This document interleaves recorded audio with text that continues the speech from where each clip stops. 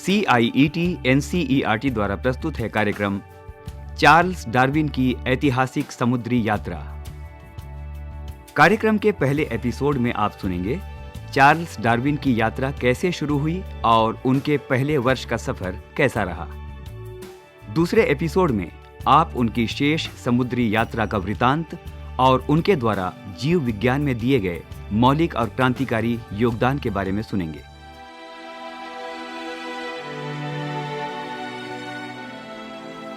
अब आप सुनने जा रहे हैं एक युवक की यादगार समुद्री यात्रा की कहानी। इसने जीवन की उत्पत्ति और क्रमिक विकास से जुड़ी कई गुत्थियां सुलझाई। जीव जंतु और पेड़ पौधे परिस्थितियों के अनुकूल कैसे ढल जाते हैं। जीवन हमारे आसपास पक्षियों की चोंचों में, तितलियों के पंखों में, वृक्षों के फूलों पत्तियों में, मछलियों के रंगों में और मनुष्यों की शक्लों में इतनी विविधता कैसे दर्शाता है।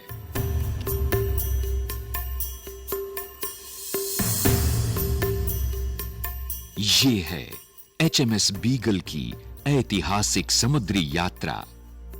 चार्ल्स डार्विन ने बहुत ही यत्न से तरह तरह के प्रमाण एकत्रित किए ताकि ये साबित किया जा सके कि पृथ्वी पर जीवों का धीरे धीरे विकास हुआ और समय के साथ तरह तरह के जीव बनते गए, जिसे आज हम एवोल्यूशन थियरी यानी विकास के सिद्धांत के नाम से जानते हैं।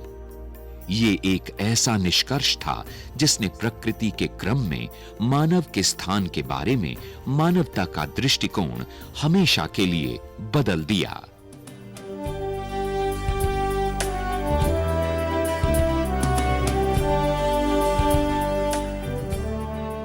हमारी कहानी शुरू होती है सन 1837 ईस्वी 21 अगस्त को, जब 22 वर्षीय चार्ल्स डार्विन ने चिकित्सक बनने का इरादा छोड़कर कैम्ब्रिज विश्वविद्यालय में दाखिला ले लिया ताकि वो पादरी बन पाएं। वहां उन्होंने वनस्पति शास्त्र के professor reverend John Stevens Henslow के हर शुक्रवार को अनौपचारिक प्राकृतिक इतिहास पर आयोजित होने वाले व्याख्यान सुने।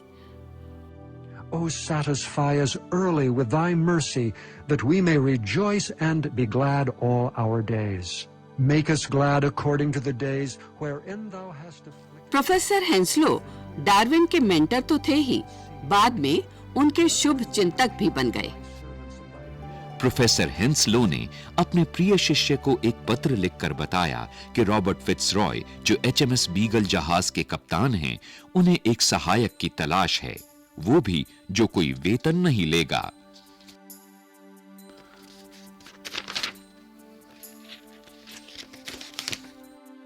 I have stated that I consider you are the best qualified person I know of.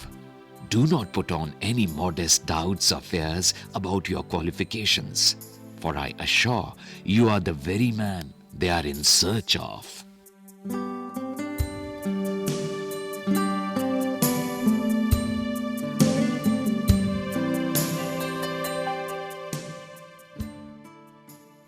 प्रतिष्ठित और समृद्ध नौजवान कप्तान फिट्जरॉय चाहते थे कि उनका साथी सिर्फ प्राकृतिक जीव जंतुओं और पेड़ पौधों का संग्रह करने वाला ही नहीं, बल्कि भोजन की मेज पर उनका साथ देने वाला भी हो। और वो किसी ऐसे अन्य व्यक्ति को नहीं चुनना चाहते थे जो बेशक बेहतर प्रकृति विशेषज्ञ हो और जिसकी सिफारिश भी चाहे किसी भले बुद्धिमान व्यक्ति ने की हो। उन्हें तो चाहिए था एक उत्साही और उद्यमी सहायक जो खुद एक बेहतर मौके की तलाश में हो। 2 सप्ताह के बाद यानी 5 सितंबर सन 1831 को 27 वर्षीय कैप्टन रॉबर्ट फिट्जरॉय मिले अपने से 5 साल छोटे 22 वर्षीय चार्ल्स डार्विन से।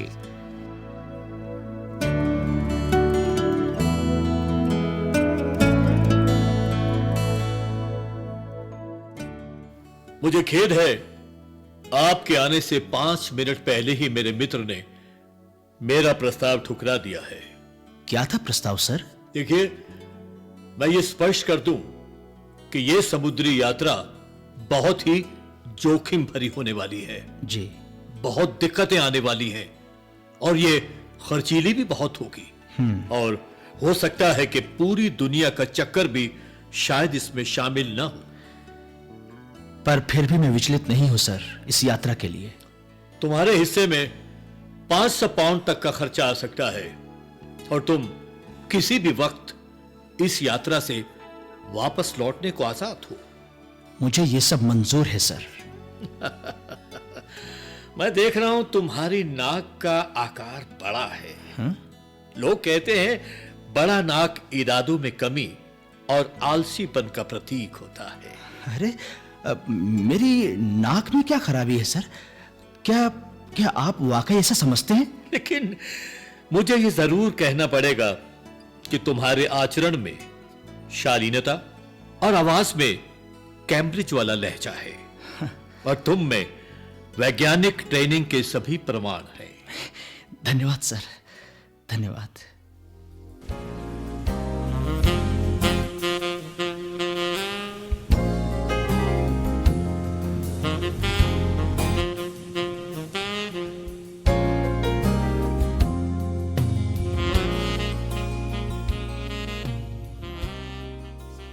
क्रिसमस से 2 दिन बाद दिसंबर 27 की सुबह सन 1831 को पुरवैया हवाओं के साथ-साथ बरसात की झड़ी लगी हुई थी। इन सब के बीच समुद्री जहाज बीगल इंग्लैंड के प्लायमाउथ बंदरगाह से रवाना हुआ।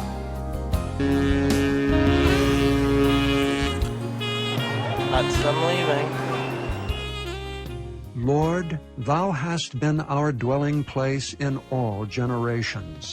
Before the mountains were brought forth, or ever thou hadst formed the earth and the world, even from everlasting to everlasting. Be with you till we meet on earth. When life's perils they come far,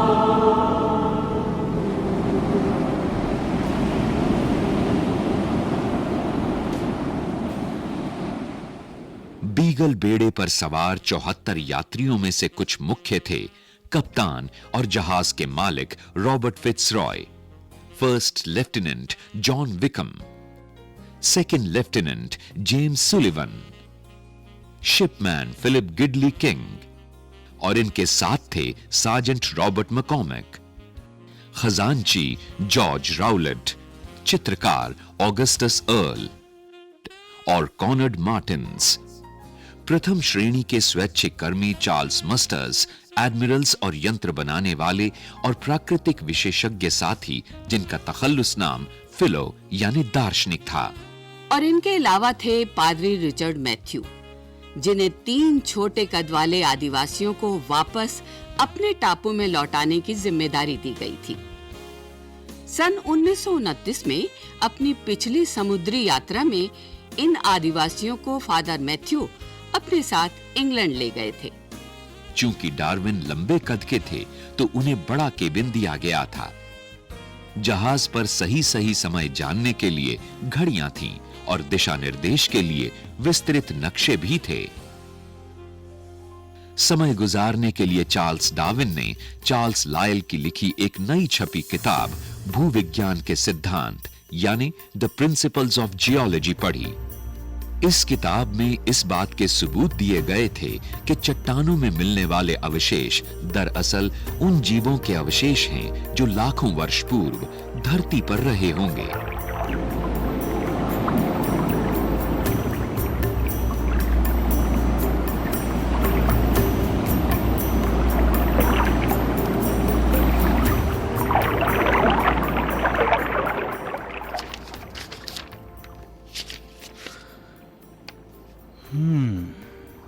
अच्छा, तो जीव जंतु ऐसे बने, इनकी उत्पत्ति ऐसे हुई थी। अरे, कप्तान साहब। अरे चार्ल्स, क्या बात है? सर, ये बताइए, क्या आपके विचार में इस तरह से जीवों की उत्पत्ति हुई थी? देखो, ज्यादातर लोगों की तरह मैं बाइबल में दिए गए जीवों की उत्पत्ति के वर्णन में विश्वास रखता हूं। हमारे पवित्र धर्म ग्रंथ के अनुसार लगभग 6000 वर्ष पूर्व ईश्वर ने दुनिया की सृष्टि की और सभी जीव जंतु जैसे वर्तमान में मौजूद हैं वैसे उत्पन्न हुए थे। पर मैं ऐसा नहीं सोचता सर। यद्यपि मैं चार्ल्स लॉयल के निष्कर्षों का समर्थन करता हूं। तो इसके लिए चार्ल्स लॉयल ने क्या दलील दी है? चार्ल्स लॉयल कहते हैं, लाखों वर्षों के धीरे धीरे हुए परिवर्तनों के कारण धरती की मौजूदा शक्ल बनी है। इसमें भूमि उत्खनन और ज्वालामुखी से निकलने वाले लावे की गतिविधियां भी शामिल हैं। मैं इस बात को घोर अधार्मिक मानता हूं। ईश्वर के लिए प्लीज दोबारा ऐसी बातें मेरे सामने नहीं कही जानी चाहिए। जी सर।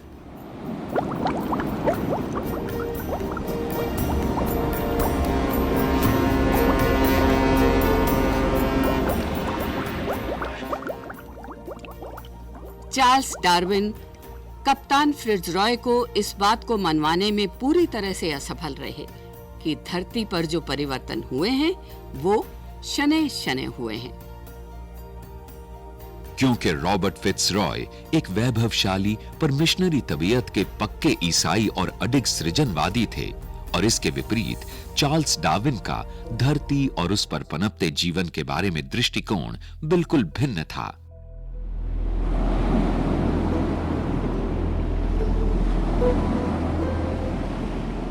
डार्विन समुद्र की यात्रा में किसी टापू की जमीन पर उतरने को बेताब थे।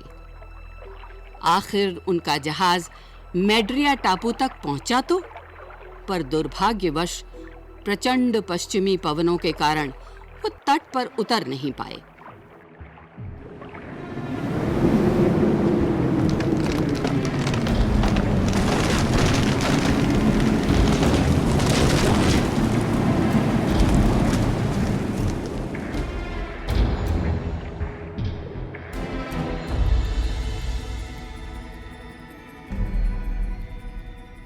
दो दिन के बाद ये लोग सेंटा क्रूज टापू पर पहुंचे, जहां हैजे की महामारी फैली हुई थी। एहतियात की परवाह किए बगैर और बिना समय गवाए फिट्जरॉय समुद्र तट की ओर बढ़ चले। आखिर 16 जनवरी सन 1832 को बीगल ने अफ्रीका के उत्तरी पूर्वी तट से 435 मील सुदूर केप वर्डे द्वीप पर पहली बार अपना लंगर डाला। यहाँ सेंट जागो बंदरगाह पर जहाज से डार्विन उतरे।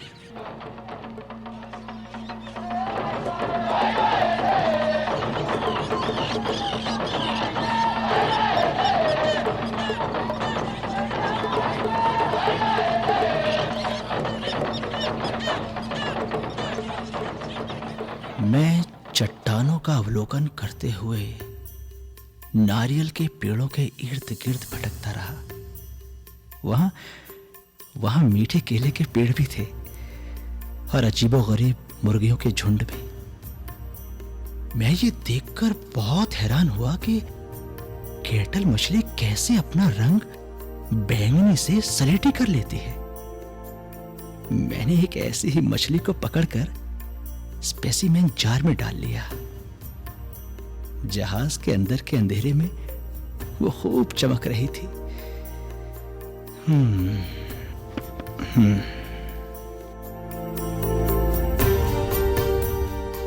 भूमध्य रेखा और अटलांटिक महासागर को पार कर बीगल 28 फरवरी सन 1832 को ब्राजील महाद्वीप के वनों के छोरों पर स्थित एक पुराने परंतु सुंदर बाहिया नामक शहर पहुंचा।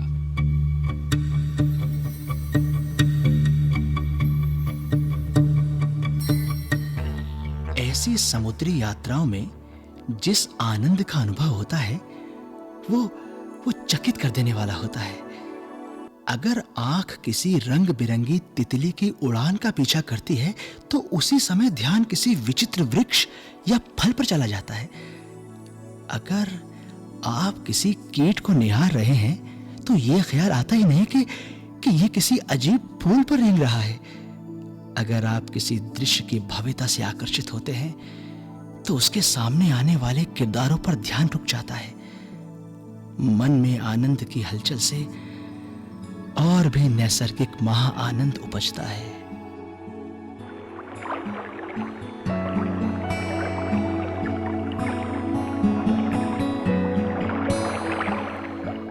कुछ दिनों बाद ही 4 अप्रैल सन 1832 की शाम को लाखों छोटे छोटे तैरते जंतुओं से लाल हुए समुद्र से गुजरते हुए बीगल ने रियो डी जेनेरो के बंदरगाह पर लंगर डाला। जहाज वहां 3 महीने रहा।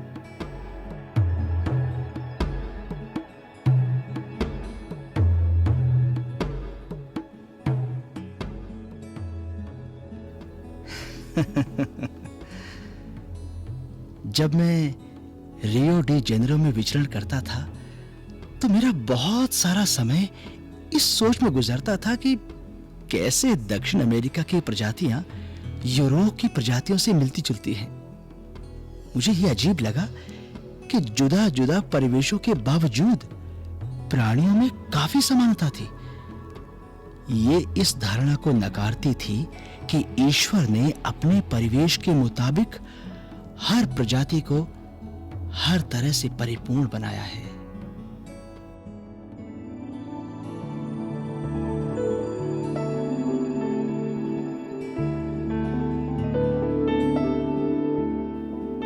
उष्ण कटिबंधीय घने वनों की हरियाली और वानस्पतिक विविधता में विचरते हुए डार्विन ने प्रकृति छटा का आनंद महसूस किया।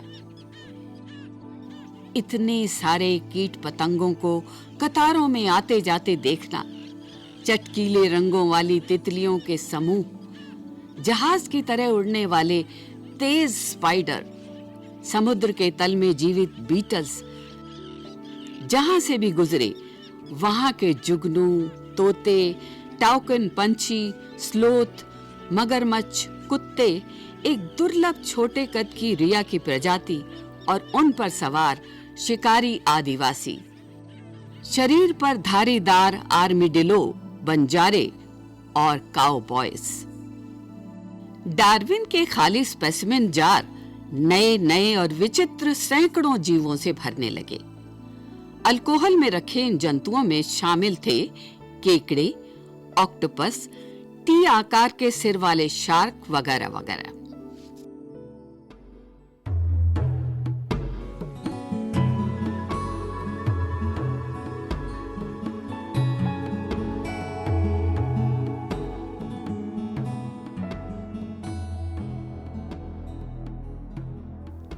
ऐसे भव्य देश में कुछ सप्ताह बिताने से बेहतर किसी और आनंद की ख्वाहिश करना संभव नहीं है।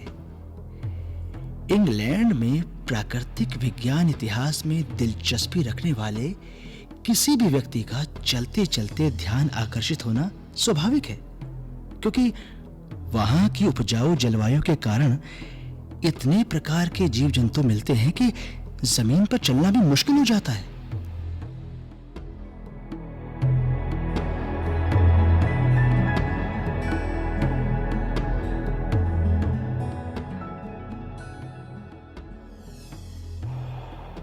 अल्कोहल से प्रिजर्व्ड स्पेसिमेंस का रंग तो धुल जाता था, लेकिन उनसे बंधे टैग्स पर अंकित नंबर मौजूद रहते थे। अंततोगत्वा ये सारे स्पेसिमेन ऑक्सफोर्ड यूनिवर्सिटी के नेचुरल हिस्ट्री म्यूजियम के हिस्से बने, जिन्हें बाद में ऑस्ट्रेलियन नेशनल मैरीटाइम म्यूजियम को उधार में दे दिया गया।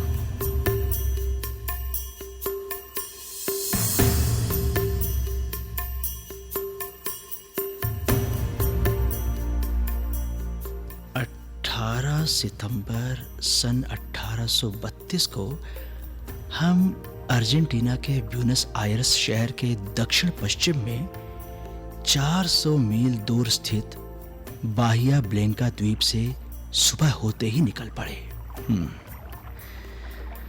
और आगे चलते हुए 19 अक्टूबर को 1 महीने बाद मॉन्टे हर्मोसो, जिसकी चौड़ाई 30 मील थी, वहां हम पहुंचे और वहां पहुंचकर बहुत सारे छोटे छोटे रोडेंट्स के अवशेष इकट्ठे किए।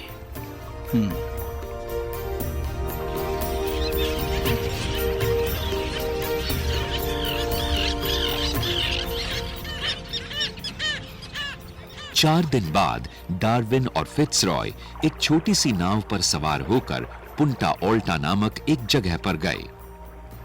पुंटा ओल्टा का मतलब होता है हाई पॉइंट। यहां डार्विन और उनके साथियों को एवोल्यूशन यानी जीवन के क्रमिक विकास का पहला वास्तविक सबूत मिला। वहां उन्हें चट्टानों के लाल रंग के पत्थरों पर विशाल स्तनधारी जीवों के अप्रत्याशित रूप से बहुत बड़े-बड़े और बहुत ज्यादा गिनती में कंकाल मिले और उनमें खास था मेगाथेरियम नामक सिलॉथ, और इसके साथ उन्हें मिला समुद्री गाय यानी मिनाटी से मिलता जुलता टेक्सोडॉन, अभी पाए जाने वाले कैपिबैरा की शक्ल के जैसा और उसके आकार के बराबर के एक प्राचीन घोड़े के दांत।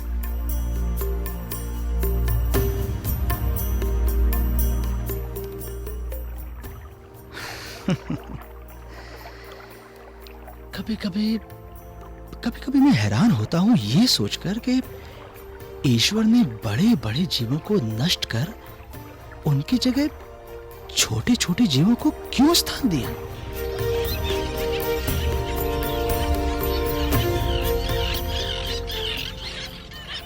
डार्विन ये देखकर हक्के बक्के रह गए कि जिन 3 आदिवासियों को सुधारने के लिए इंग्लैंड ले गए थे, अब वे 1 साल के बाद फिर अपने आदिवासी साथियों जैसे ही हो गए थे।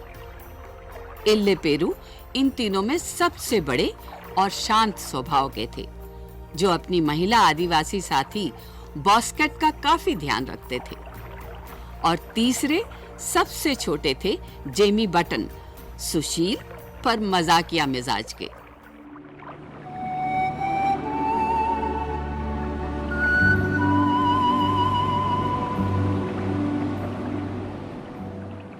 बिना अपवाद के शायद ही इससे विचित्र और दिलचस्प नजारा मैंने कभी देखा होगा। मुझे यह विश्वास ही नहीं हो रहा था कि एक अधनंगे क्रूर वहशी आदिवासी और सभ्य आदमी में इतना अंतर हो सकता है।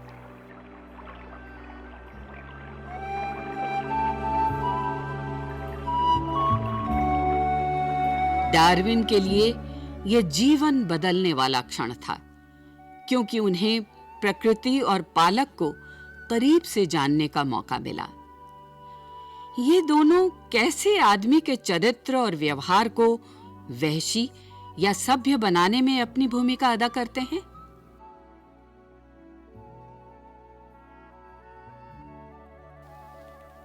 मेरे जहन में जो दृश्य सबसे संजीदगी से अंकित हैं, उनमें ब्राजील के घने वन जो मानव हाथों से अछूते हैं और जहां जीवन का वलवला छाया रहता है, कोई भी इन खामोशियों में अविचलित नहीं रह सकता। और ऐसा भी नहीं हो सकता कि वो ये महसूस करे कि मानव के शरीर में चलती हुई सांस के परे भी बहुत कुछ और है।